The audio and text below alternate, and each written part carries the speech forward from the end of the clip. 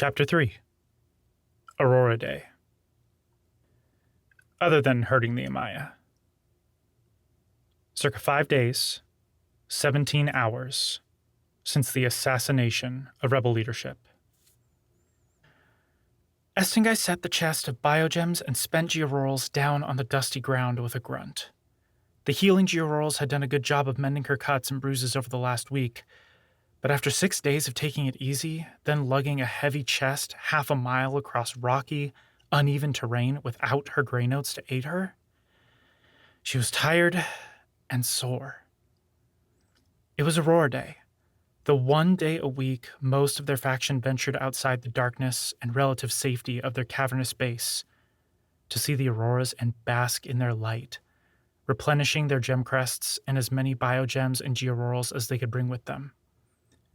That, at least, hadn't changed with the end of the world. Not entirely, at least.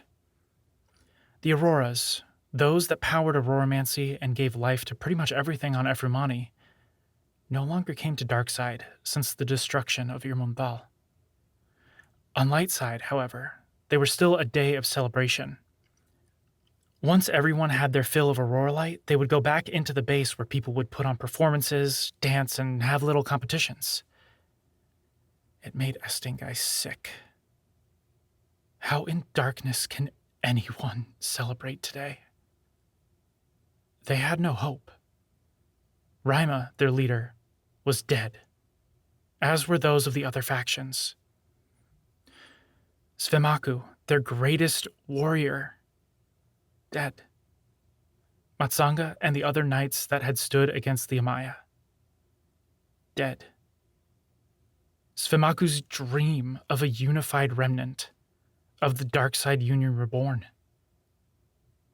dead. All dead. Except me. Boots sliding over the rock pulled Estingai from her thoughts, and she glared as Karuxi and Duchantu came down into the shallow divot behind her and Kozasana. Quiet! Karuxi looked her way, but didn't acknowledge her otherwise. His mask, shielding his Samyati skin from Lightside's harmful sun, blocked any expression. As he and Duchantu set down the chest and started unloading it, Estingai realized she should probably be doing the same. Looking across the chest to Kozasana, Estingai found the Natari woman studying her. What? Her friend grinned, shrugging, then reached down to the latch on her end. Just waiting on you. Estingai frowned beneath her own helmet-like mask, then opened the chest and began setting the geororals and clusters of biogems out in the sun. Though Estingai had Natari blood, it showed only in her stripes and her lack of antlers. She had her mother's dark blue skin, which meant she had to wear a light cover when out in the sun. Kozasana had a helmet at her hip, just in case, but she didn't have to wear it. She, like most Natari, loved basking in the sun and had already undone her coat, exposing her broad, red shoulders. Once they finished setting everything out, Estingai retreated to the shade of a stone formation, noticing that Aiden and Maryatla, the last two of their party, had arrived. Maryatla handled most of the administrative work, where Aiden handled relations with the other factions and any new recruits that came to them, fleeing the Amaya. As Estingai waited, watching the two pairs unload their chests, she glanced up to the sky a few times. She had her black notes brightened to sense any nearby auroramancy. A very low brightness, since she was low on aurora light, while Karuxi had his black notes brightened to keep anyone beyond a certain radius from sensing them. That was one of the 12 auroramantic abilities that differed between Natari and Samyati. While most of Estingai's Natari abilities manifested as light and fire, Karuxi's Samyati abilities did so as ice and darkness. Estingai took a deep breath. She needed the auroras to come soon. And not just to replenish her gem crest. She usually sketched on Aurora days. Studies of... Estingai cut her thoughts off with a hiss, clenching her jaw. She wouldn't think about that. Not now. She'd left her sketchbook behind for just that reason. When Karuxi looked up from what he was doing and glanced toward her, Estingai frowned, looking away. She focused her attention on their surroundings instead. Snow-capped mountains rose high into Lightside's red-orange sky off in the distance. It seemed impossible looking at them from this hot, dry desert, but Estingai knew the peaks were even higher than they appeared. Unfortunately, those mountains were in the wrong direction and too far from the sea to send any cool winds Estingai's way. Other than that, there wasn't much to see beyond the walls of their little depression, which itself was probably the remains of an old foundation, either from the Amaya, the Iron Empire, or maybe even further back. Though not many people had settled in the Iron Wastes before the Iron Empire. The Amaya even took this continent's namesake from it. Once, at least so far as Estingai had read, this land had been stained with rust. Rocks, sand, dirt, clay, all carried bits of iron. After the Amaya had discovered how to make Titan steel, they devoured all the iron they could find. What red remained seemed like spots of paint that had dripped from brushing canvas, too small to bother clearing away. Estingai wished she could have seen it before then, despite the dangers of iron exposure. It had to be better than the barren, gray-green expanse the Amaya had left in their wake as they stripped everything of value from this continent for their grand city at the subsolar pole. "Are you asleep or just staring?" Estingai blinked at Kozasana's voice, looking to her friend as the woman came to join her in the shade. Her jacket was tied around her waist, and she'd rolled up the hem of her undershirt, making it look more like a bralette as it exposed her flat stomach. She, like Estingai, had some stripes on her torso that made her muscles appear even more defined than they were. The neckline of Kozasana's top dripped a few inches below her clavicle, displaying her ruby gem crest. It wasn't as bright as it would be once the auroras came, but still noticeably brighter than Estingai's. Kozasana wasn't an auroramancer, so she couldn't create hard light like Uchantu. But the red biogems did grant her quicker reflexes than anyone with a different colored gem crest, even Auroraborn. Kozasana's red skin already shone with sweat. It was hot out, even for an Atari. Estingai had already soaked through her underclothes beneath her jacket and pants. "You'll get dusty like that. It's going to be terrible on the walk back to base." Kozasana stuck her tongue out and shrugged her jacket back on, leaving it undone down to her navel. "Happy?" Estingai rolled her eyes. Kozasana sat down and pulled out her water bottle, taking a long draught before offering Estingai some. Estingai shook her head, taking the top off her own, then carefully tipping her mask to drink. She was in the shade, so she could have taken off her mask, but found herself unable to.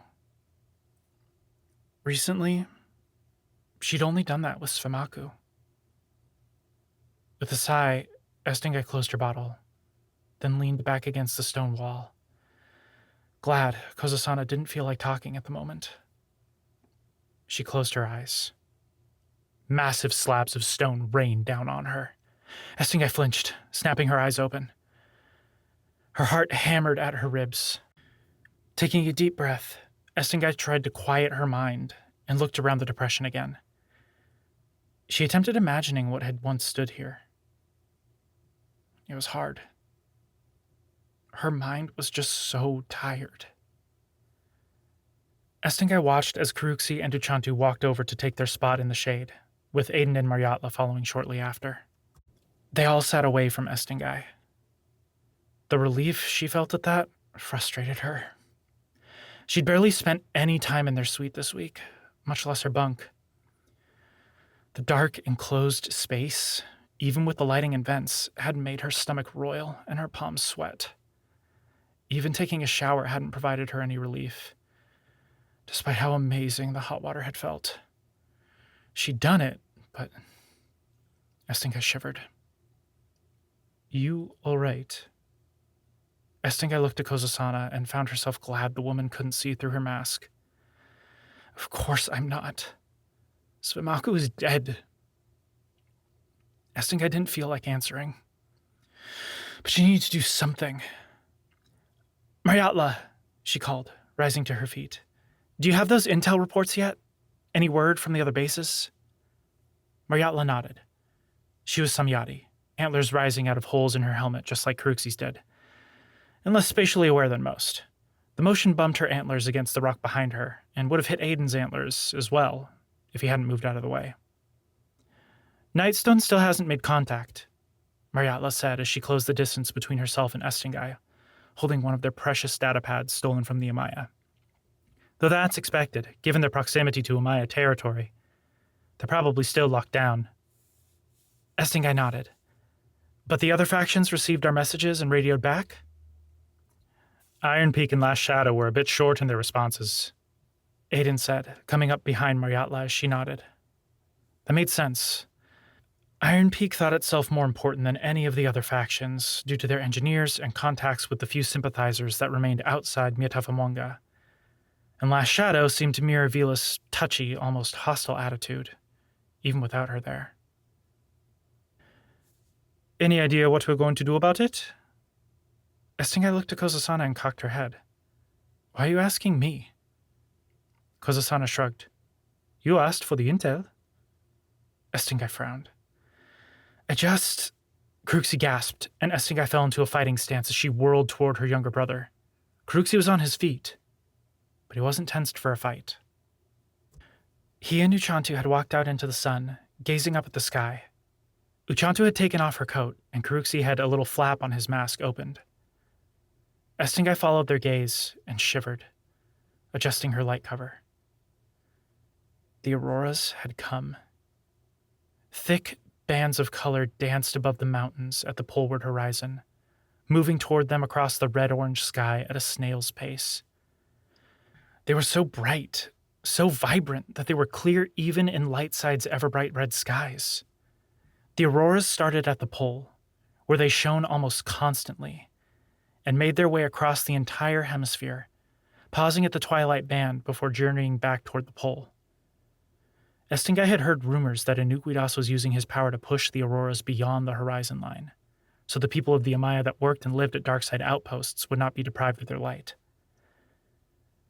Estingai only believed that because the Amaya had something to gain from it, and because the Amaya's God King hadn't found them yet. She knew for a fact that the goddess Quashrima had been able to see through the auroras to watch over her people. She assumed Inuquidas possessed a similar ability, but must be strained or distracted. Otherwise, they would have been finished the first time they went out in the auroras. Still, they took precautions and went out in small groups. Recharging one's gem crests was difficult enough on Lightside for anyone with Samyadi skin. Removing her jacket, Estingai made sure the thin slit in the plate under her shirt was positioned just right before going out into the sun. She didn't want burns around her gem crest. Though Estingai could see the auroras, they weren't close enough for her to absorb their light yet. She knew it would only take a few minutes, but she was already running dangerously low on aurora light. She depleted certain pairs of her biogems to feed the aurora light to others, putting her in a state of partial lightlessness. It was the trade-off full Auroraborn faced for being able to access 12 Auroramantic abilities instead of 1. Most Auroraborn, however, hadn't been trained by the best, as she, Sumaku, and Caruxie had, and didn't know the trick of transferring aurora light between the pairs of different colors. A hot, dry wind picked up for a moment, rattling a few of the geororals they'd set out and whipping up a cloud of dust. Estingai glanced to Kozasana, cocking her head. The Natari woman just rolled her eyes, not bothering to wipe any of the dust from her arms. When the auroras finally came in range, it was a shock to Estingai's system. Refreshing, yet overwhelming, given how low she'd been on aurora light. Everyone around her shifted, more energetic than they'd been moments ago. The walls of their little depression glittered with the colors of recharged geororals and biogems. Some of the weight that had pressed down on Estingai the past week, the anxiety and fatigue, melted away.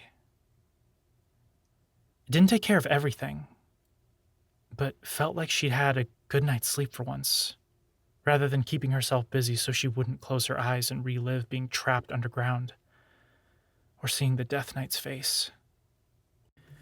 Estingai shivered, then clenched her jaw at the memory.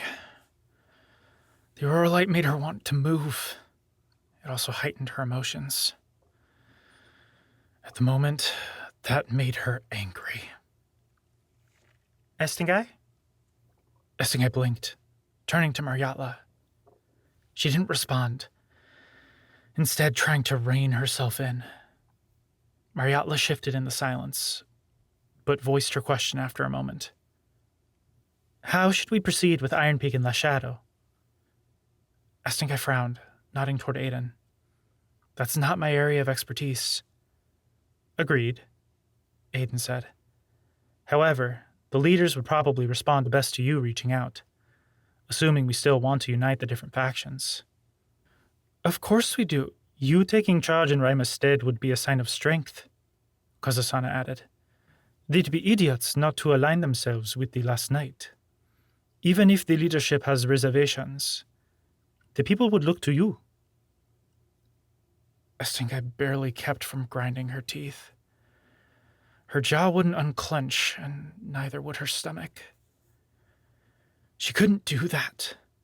Lead a strike team, sure, but lead her faction? The entire Remnant? I don't fight, she grated. I don't lead. Karuxi joined the others around her, exchanging a look with Uchantu. They have a point, Estingai. No! She snapped, looking around at them. She nearly whipped off her mask so she could glare at them. I was Raima's weapon. She jabbed a finger toward Aiden and Mariatla. You two were the ones she trusted to take care of the functions of the base and communicate with the other factions. You two are the ones trained in administration and logistics. You're better equipped to make alliances with the other factions and keep Frozen Phantom from falling apart. Estingai, Mariatla said. Even without the training, you failed. Estingai finished.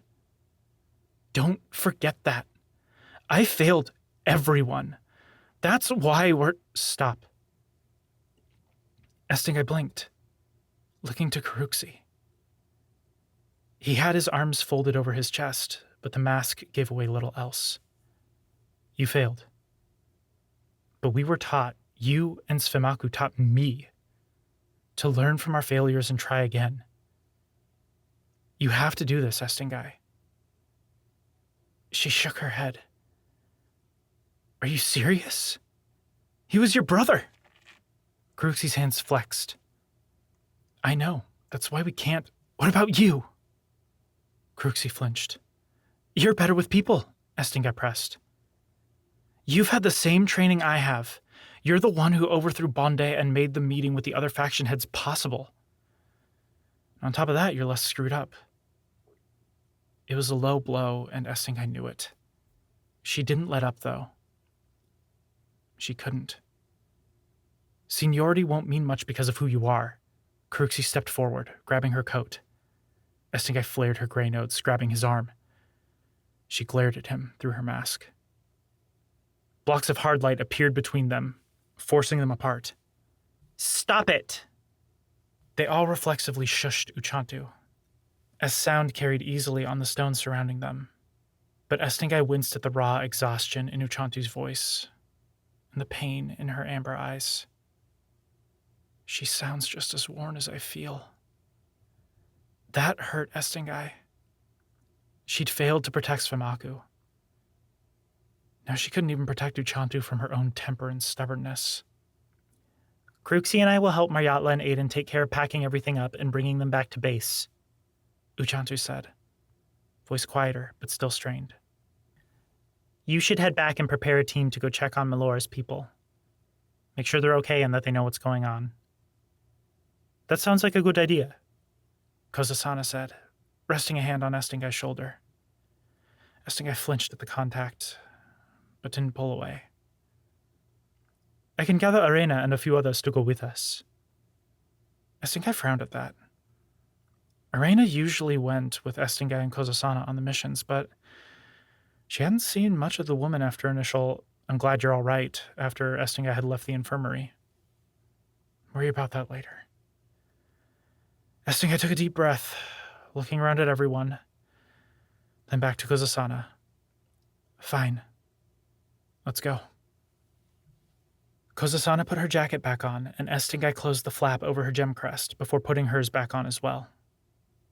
As they walked away, she brightened her green nodes to move the dirt over their tracks, pulling the depressed rock and soil toward her at an angle. Most of it had some bits of volcanic rock in it, allowing her to move it toward or away from her. She paused when they got out of the depression, but didn't look back. She knew she should apologize to Karuxi and Uchantu. She just couldn't. That made her angry at herself instead of just the two of them. Estingai decided to let her emotions rage, feeding on them. They were the only thing keeping her going at this point.